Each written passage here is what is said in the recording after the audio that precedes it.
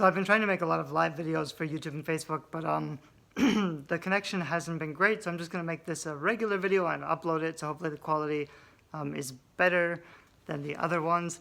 This video is about a big problem that's been happening recently that's freaking a lot of authors out, and that's when you do a really big, some authors have noticed in the last week, this is the end of October 2017, that when they do a really big promotion, Amazon blocks their book. It has been mostly Amazon, and by blocks I mean they get their rank delisted. So it kind of is like Amazon puts a freeze on their book because they see some questionable activity, so they make the book hard to find, which kind of ruins the momentum for a book launch. So for example, if someone gets a BookBub, and this has happened for a few authors that have gotten BookBubs, this has primarily been a problem with large box sets of multiple authors, but it has also, I've heard, been a problem even with a single book from a single author who got a BookBub. BookBub is one of the biggest book promotion sites where you can get lots of sales or downloads quickly. So it's scary because if you're using, if you get a BookBub and you're using a legitimate book promos to boost your rank and sell lots of books, that's the strategy that's been working for indie authors for the last several years. That's one of the main strategies to market your self-published books or even your traditionally published books. It's good marketing, but the problem is that some scammers have been using the KU system and artificially boosting their rank by getting lots of people to download or borrow the book or even buy the book. Like you can pay for a few hundred borrows to spike your rank, things like that, which are definitely sketchy and not allowed. So Amazon does not allow anything that could artificially inflate rank.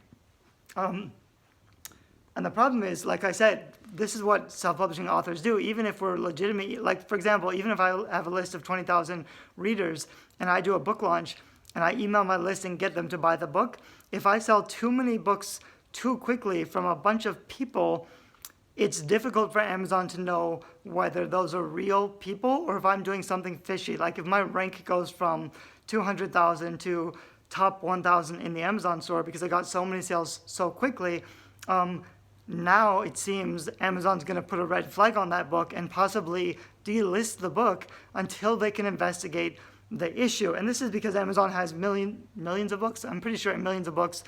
They don't have the time to personally analyze every book in the bestseller list. And so they have robots who look for markers. And so if your book sells too quickly, too fast, if you're too successful and there's too much of a change in your resting rank, like how many books you're selling, that could set off a red flag. I'm kind of playing around with the background because the background here is pretty awesome. I'm in the Porto Montenegro hotel in Montenegro, which I'm here for NaNoWriMo, and we're trying to get a lot of work done while we're here.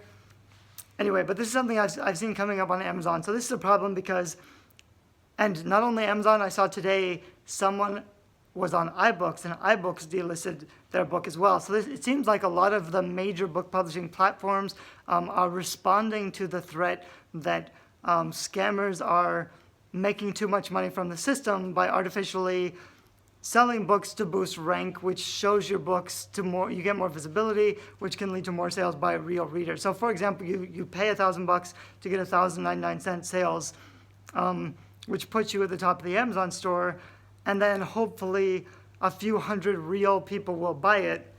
This doesn't really work long term because if you have a crappy book, readers will quickly figure out that your book is crappy and they'll leave negative reviews. But if you publish lots of crappy books all the time, this could be a pretty lucrative strategy. The problem, of course, is that it really hurts those indie authors who rely on book promotion, and they're doing everything right. They're not breaking any rules. They're just doing what has been working for the last several years. Now it seems like suddenly they're being penalized for being successful. Hopefully this is a glitch as Amazon struggles to figure out how to stop the scammer problem. Hopefully the Amazon will get better at this. It does seem like this is really only a problem for like the top 100 in the category. So if you're not selling thousands of copies, or getting 5,000, 10,000 downloads for a free book deal, this probably isn't something you need to worry about. It is something to be aware of so that you know what's going on. But like I said, hopefully Amazon will figure that. Like, indie authors have been complaining that Amazon isn't doing anything to stop the scammers. So now it seems like they're starting to do something to stop the scammers. And unfortunately, their algorithms are accidentally catching some legitimate authors as well. I don't love the term legitimate authors. I think I think there are people who are manipulating the system who Amazon should stop. And Amazon has actually recently brought a suit against 4 or 5 of the biggest scammers who were taking a huge chunk out of the KU system. So it's good to see progress happening, and it's sad to see that good authors are being penalized. However, I'm still hopeful that Amazon is working to resolve these issues and will get better as a platform. I don't think this is a reason to drop out of the KU system and go wide, because I also see lots of authors who say stuff like, I don't believe in putting all my eggs in one basket. I believe in publishing wide and having my books everywhere so readers can access them. That's fine in theory, but I've also seen lots of authors who say things like, I publish wide because of my beliefs, but I only sold 5 copies on all the other platforms combined, so I'm moving back to KU. KU seems to be the most profitable for most authors. It's not perfect, but it seems to still be working. Like, most of the people who are making lots of money are in KU, unless you have a huge backlist and a big following and a big email list, so you can launch books wide and sell really well. If you're starting out, I still think KU is the best bet. I've had issues with them. They're not perfect.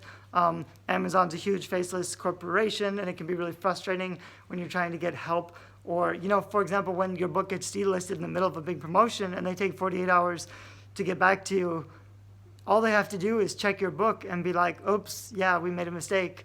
We put it back for sale.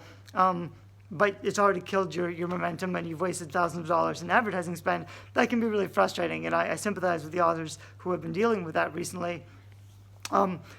It's important to be aware of, because what I talk about in guerrilla publishing and what I talk about in Book Marketing is Dead, my first book on book marketing several years ago, Book Marketing is Dead, is that you have to stop relying on short-term spikes in rank and start building a stable, long-term author platform that sells books on autopilot, which means your books stay visible in the Amazon store, they show up when people search for things, and you have your own traffic on your blog, and you have your own email list. These are all the things that I do to sell my own books, and I talk about in Book Marketing is Dead and Guerrilla Publishing, which is my new book. I have a course, Guerrilla Publishing, where I walk you through how to do all that stuff, and I'm doing a 4-day free challenge this week. So if you look, I'm going to publish live videos on YouTube where I talk about the challenge, but I think the quality isn't great on those videos. You can listen to them, but I think the quality isn't great. I also have videos on the same topics, but I redid the videos for my Facebook group. So if you're not in the free Guerrilla Publishing Facebook group, you should join that and watch the videos. I'll probably leave them up, even if you're watching this video, who knows when. I'll try to have links to those around so that you can sign up and get the Guerrilla Publishing workbook and still go through the 4-day challenge. Even though you won't be doing it live with us, you can still get some feedback and learn the basic. It's basically like the core stuff that you need to do out of the whole program. There's 24. The program is huge, but there's 24 actionable steps in the workbook, and there's 4 main core modules, which is what I'm doing the free 4-day book selling challenge for. Anyway, I hope this video explains the topic a little bit. Hopefully makes you less nervous if you've heard a lot of authors freaking out about this issue.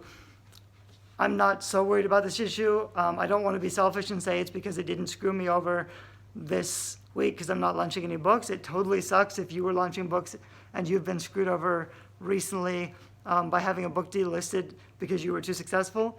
But like I said, I'm hopeful that this is a sign that Amazon's making changes that will ultimately be better for indie authors, not necessarily worse for indie authors.